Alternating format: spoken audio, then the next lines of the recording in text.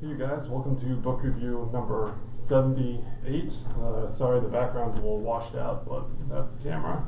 Today I'm going to be reviewing Pretty Good Number 1 An American Family Eats Tokyo by Matthew Amster-Burton. I believe that's how you pronounce it, or butcher it. Well anyway, this is a fun little book that kind of covers the basic cuisine of Japan as well as a few unknown varieties. It took place when Matthew and his wife Lori and his daughter Iris visited Japan just for I think a month and a half during the summertime. But despite that short time period, it really covers all of the basis of Japanese cuisine. Everything from tofu, yakitori, which is like little coals, and then you get like chicken or beef or pork, and just skewer them sort of like kebabs. Let's see, tempura, fried food, sushi. It covers a couple non-food related items like the Tokyo Bass, the Tokyo Sky Tree, some of the neighborhoods. It's a pretty cool little book. I would say that he probably uses a little too many superlatives.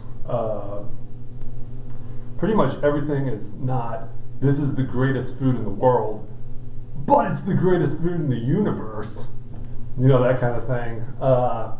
Which I'd say kind of grates on you a little bit, gets a little bit old. That being said, the Japanese food that I've had, love yakitori, love tempura, tofu, even tofu when cooked right is good.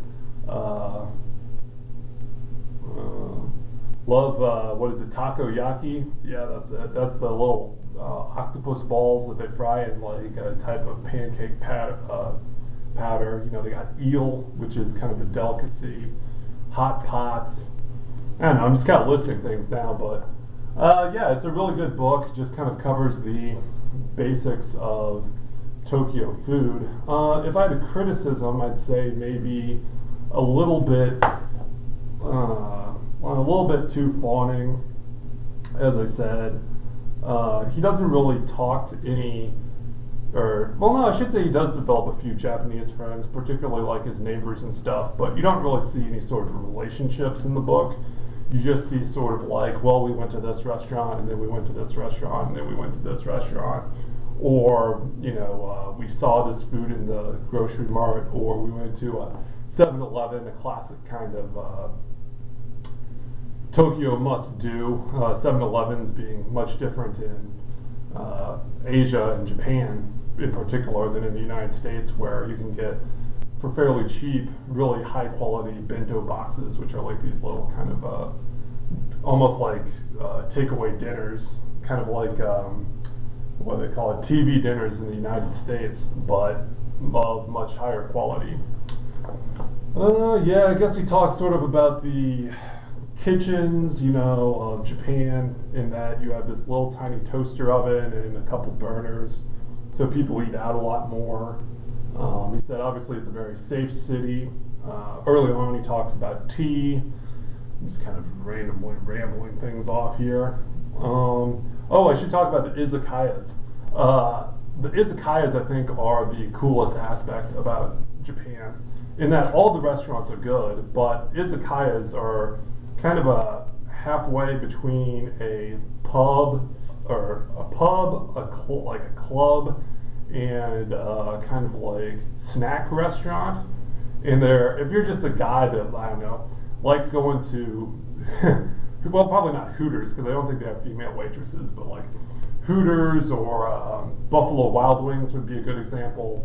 But want a little bit more local flavor, neighborhood flavor within kind of what those chains offer in the United States. If you ever go to Japan, they're really cool. And that's where you can really get to know some of the locals. I feel like, Matthew didn't really he kind of got to visit an izakaya, so he got to see the cool experience, but not really ingratiate himself to an izakaya because he wasn't there long enough. But they're definitely something really cool, and he mentions that in the book, and that if you're there for a longer period, you get kind of ingratiated, and it not only becomes an eating experience, but just kind of like a social club experience, not like a nightclub, but like a social club experience. And sort of towards the end of the book, he also mentions, kind of acknowledges his short time span here and how he didn't want to extend it out. But I feel like there is something that he could do if we really focused on like the izakaya scene or something. You know, obviously the more time you spend in a place, the luster kind of wears off. But then you get sort of the true value of the place. And maybe that's kind of like what's a little bit lacking here, in that it covers all the basic grounds and all of the great, wonderful food that Tokyo has, but doesn't really back it up with a lot of kind of, you know, long-term observation. It's something that basically, like, he couldn't write this book just by going to Wikipedia, but you could definitely do like a very detailed outline of this book just by Wikipediaing things, or, you know, doing dictionary stuff. That being said, this did have my mouth watering quite a bit. Let's see some of the other things. You know, like crushed cucumber with nigi, which is a type of like shallot. He mentions in the book that Japan does not have very good fruits, but their vegetable selection, particularly like their aromatic vegetables that, see, in the United States we pretty much have like shallots, green onions, garlic, and like regular onions, but there's just so, and I guess leeks, but there's just so much more of a selection of aromatics and different types of root vegetables, daikon, nigi, all this stuff that makes Japanese food very, very fresh, and kind of really counters well to the sort of salty meats they have, be it eel or be it like a you know, charcoal grilled pork or chicken or something like that. Let's see, what's Chains of Love? Oh, he covers noodles extensively. You know, one thing I kind of wish they would open in Colombia, where I'm from, is a non-sushi Japanese restaurant that specializes in ramen. Now, if you're from the United States, you know that ramen is, you know it from the grocery store where you get it for 30 cents a piece. And you can certainly do that in Japan, but in Japan, the ability to ramen kind of go up the chain some really escalates. You get not really like high end or like, you know, fancy restaurant ramen, but restaurant quality ramen. Like you can go into a restaurant, get it, and you'll get not just like your basic freeze-dried noodles, but like fresh quality ramen noodles with a very delicious either soy sauce or chicken-based stock.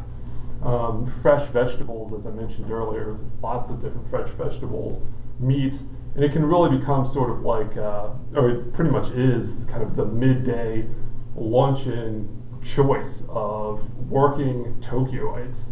It's something quick, easy, you can get it. Let's see, on the river, hot pots, dumplings, yeah, those are, he actually mentioned dumplings are better in China than in Japan. He kind of goes over some of the language, katakana, kind of how to order in a restaurant with the restaurant menu, you know, with if they don't have English, then you'll have to order pretty difficult, and he kind of actually mentions a few tips for just very basically getting started with that. He mentioned some sweets. You know, he said that in Japan they have sweetbreads made really, particularly French pastries, I should say, made better than, or probably made at the same quality as France, but with none of the, you know, kind of up your own butt, elitist kind of thing going on. Well, anyway, okay, I've been rambling for a while. I wanted to get this at least 10 minutes, so we're right there. So, yeah, this is a good book. I reviewed a few of the things, but basically, not a lot of travel, but a lot of kind of restaurant and foodie. This is definitely a foodie book experience for people that are interested in Japan, all of Japan, but specifically kind of the locale of the central city of Tokyo. Okay, goodbye, you guys. Check out my future reviews. There's going to be more of them.